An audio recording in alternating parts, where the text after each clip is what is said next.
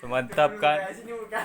Assalamualaikum warahmatullahi wabarakatuh. Di sini saya dapat garapan motornya Scoopy PGM FI yang sudah injeksi.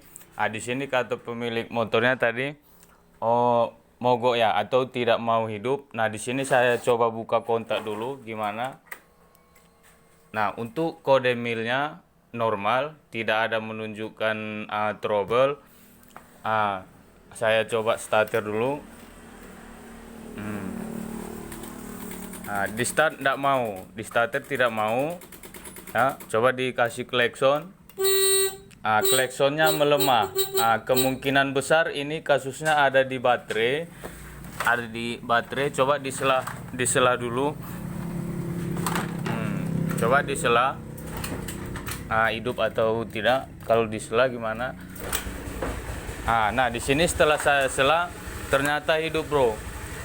Hidup. Jadi kemungkinan besar kasusnya ini adalah di bagian sumber suplai aki. Sekarang kita menuju ke aki baterai, tapi dimatikan dulu. Sebentar saya ambil apo sama obeng.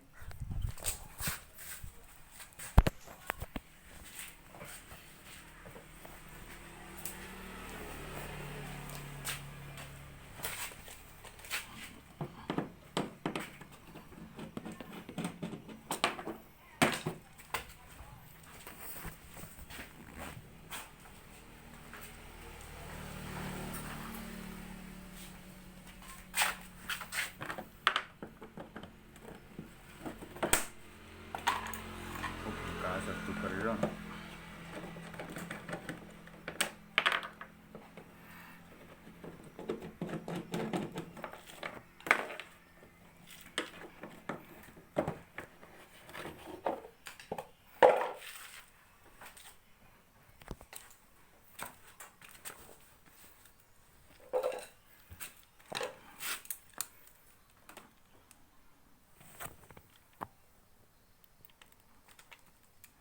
Nah, untuk tahap proses pengecekannya ini apakah harus kamu posisikan selektornya ke DC pol 20. Seperti ini, bro. Jelas sudah. Ke DC pol 20 ini. Ini untuk di bagian pengecekan aki ya. Nah, sekarang kita cek tegangan arus akinya berapa.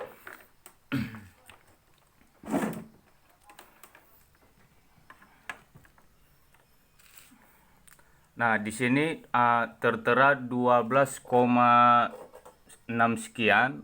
Ini artinya sebenarnya kalau di angka 12,6 sekian ini arus aki sebenarnya normal. Sebenarnya normal, tapi kenapa kalau di start tidak mampu, tapi kalau disela kok bisa hidup. Sekarang untuk uji coba berikutnya, sekarang gini aja. Coba kita tes atau kita coba aki yang bagus, yang normal, aki yang lainnya. Di luar di luar itu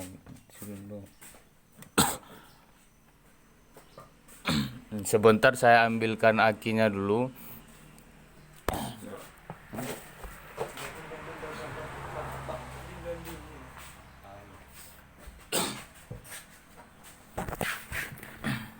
Ini baterainya bagus, kita ambil dari motor Pixen atau Pixen Old. Di Pixen ini mampu starter ya.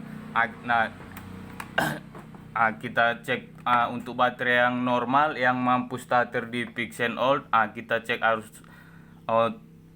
tegangan polnya berapa. Nah, di sini menunjukkan 12, sekian. 12, sekian.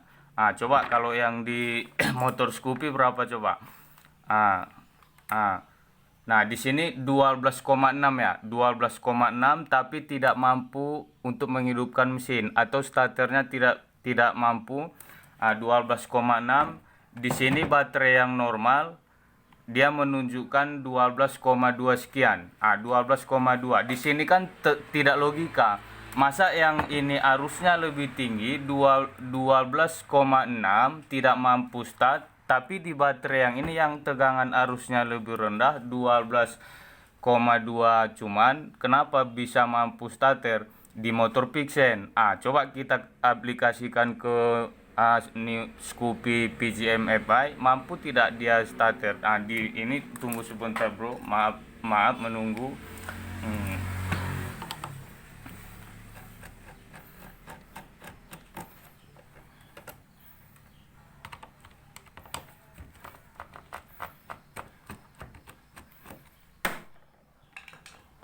Kasarku kerjanya berlaku.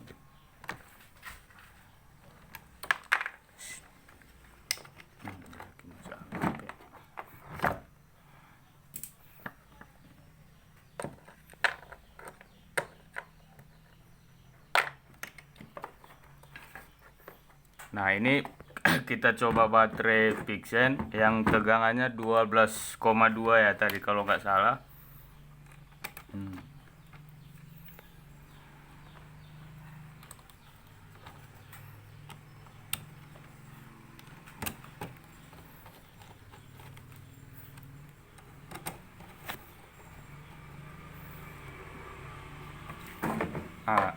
Nah, di sini untuk baterai Vixen yang tegangannya lebih rendah, kita coba starter. Buka kontak. Nah, kita buka kontak. Kode milnya menyala normal, tidak ada menunjukkan satupun trouble atau history. Di sini kita coba starter. Nah, motornya kan hidup tuh. Di mana coba letak logikanya di sini? Masa baterai Vixen old yang tegangannya 12,2 mampu menghidupkan ini motor, tapi yang baterai bawaannya 12,6 yang lebih tinggi, tapi kok nggak mampu menghidupkan ini motor? Di mana letak kesalahannya? Kalau dikalibrasi secara rinci dan detail, itu kasusnya hanya ada pada baterai. Sekarang gini, kita cek untuk pengisiannya gimana, normal tidak? Untuk selektor APO masih tetap di DC 12 volt. Kita matikan ulang. Ini keadaan kunci kontak posisi off ya, dimatikan 12,3 sekian. Nah, kita buka kontak, seharusnya ini angka menurun. Nah, buka kontak, menurun. Kita ulangi, matikan lagi, buka kontak lagi. Ini keadaan kontak off 12,2. Kita buka keadaan kontak off 12,28. Kita buka kontak, seharusnya menurun ya, menurun jadi 12,23 dari 12,28. Berarti tidak ada trouble pada kabel kontak. Nah, sekarang kita hidupkan. Kalau sudah dihidupkan seharusnya harus naik lagi. Sebab jalur pengisian dari spool ada penambahan pada arus aki. Sekarang kita hidupkan. Naikkan bro, naik secara perlahan. Perhatikan aponya jelas. Ini nampakkan bro, dari 12,2 sekian tadinya naik jadi terus, ini terus naik 12,49, 50, hingga 13 volt sekian ataupun 14 volt sekian. Nah, di sini apabila melebihi setelah dihidupkan, apabila melebihi daripada 15 volt, maka kemungkinan besar terjadi kerusakan pada regulator ataupun kipro atau spool. Nah, untuk di sini mari kita deblyer atau kita gas. Perhatikan angka pada APO, apakah dia melebihi daripada 15 volt.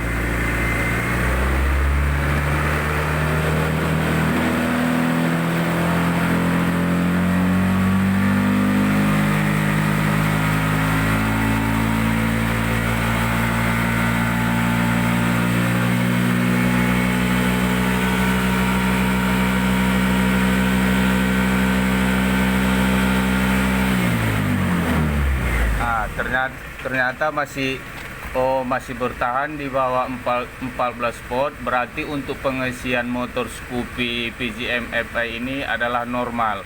Untuk pengisiannya normal, spoolnya juga normal, regulatornya juga normal. Nah, di sini kasusnya sebenarnya adalah baterai. Sekarang gini, kita ambil logikanya untuk kasus baterai tersebut.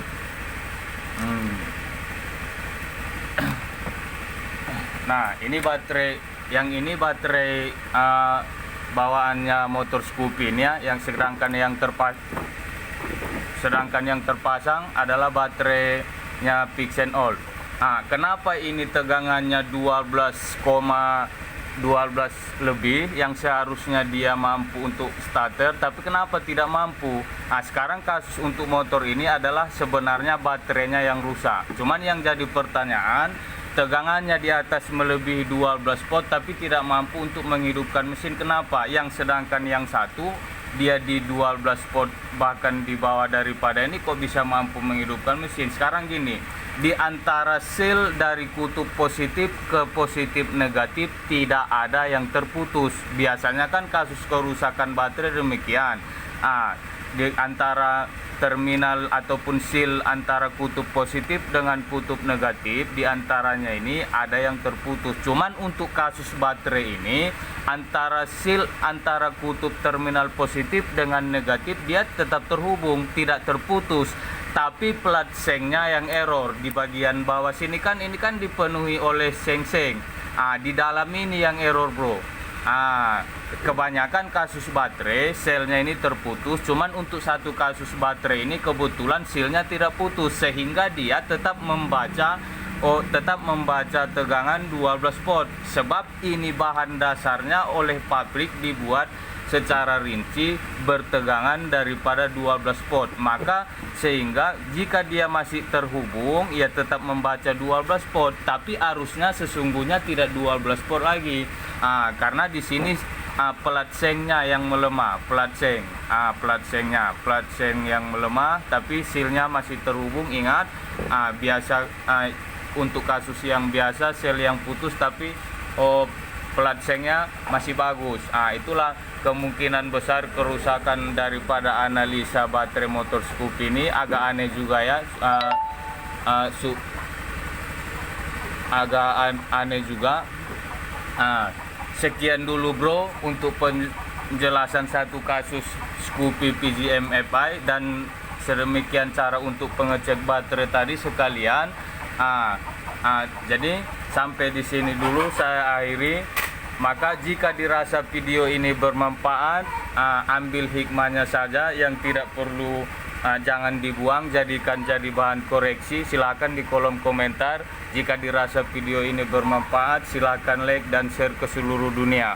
Assalamualaikum warahmatullahi wabarakatuh. Kembali untuk